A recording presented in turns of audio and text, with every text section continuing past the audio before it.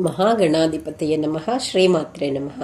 ಶ್ರೀ ಲಲಿತಾ ಸಹಸ್ರನಾಮದ ಭಾಷ್ಯದಿಂದ ಪುಷ್ಕರಾಯೇ ನಮಃ ಬಗ್ಗೆ ಓದ್ತೀನಿ. ಓ ಶಿಶುವವಳು ಅಮೃತ ಸ್ವರೂಪಳು. ಮುಂದಿನೆಯದ್ದು ಪುಷ್ಕರೇಕ್ಷಣಾಯೇ ನಮಃ. ದಯಾಪೂರಿತವಾಗಿ ಅನುಗ್ರಹ ಮಾಡುವ ನೋಟ ಉಳ್ಳವಳು, ಕಮಲದೋಪಾದಿಯಲ್ಲಿ ನೇತ್ರ ಉಳ್ಳವಳು. ಮುಂದಿನೆಯದ್ದು ಪರಸ್ಮೈ ಜ್ಯೋತಿಷೇ ನಮಃ.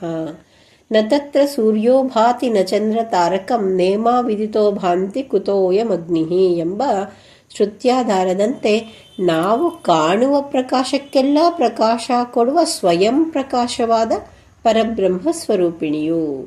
ಮುಂದಿನೆದ್ದು ಪರಸ್ಮೈ ಧಾಮ್ನೇ ನಮಃ. ಪುನರಾವರ್ತಿ ಇಲ್ಲದ ಬಹು ಹೆಚ್ಚಿನದಾದ ಸ್ವಯಂ ಜ್ಯೋತಿ ಸ್ವರೂಪ ಮತ್ತು ಸರ್ವವ್ಯಾಪಕವಾದ ವಾಸಸ್ಥಾನವಾಗಿರುವವಳು, ಅಂದರೆ ಪರಬ್ರಹ್ಮ ಪದವಿಯ ಸ್ವರೂಪಿಣಿಯು.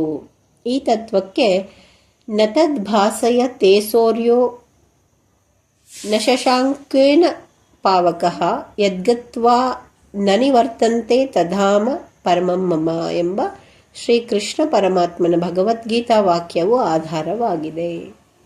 ಮುಂದಿನೆದ್ದು ಪರಮಾಣವೇ ನಮಃ. ಅಣೋರಣೀಯನಾತ್ಮಹತೋ ಮಹೀಯಾನ್ ಎಂಬ ಶ್ರುತ್ಯಾಧಾರದಂತೆ ಅರಿಯಲ ಸಾಧ್ಯವಾದ ಸೂಕ್ಷ್ಮಾತಿ ಸೂಕ್ಷ್ಮ ಸ್ವರೂಪಿಣಿಯು. ಶ್ರೀಮಾತ್ರೆ ನಮಃ.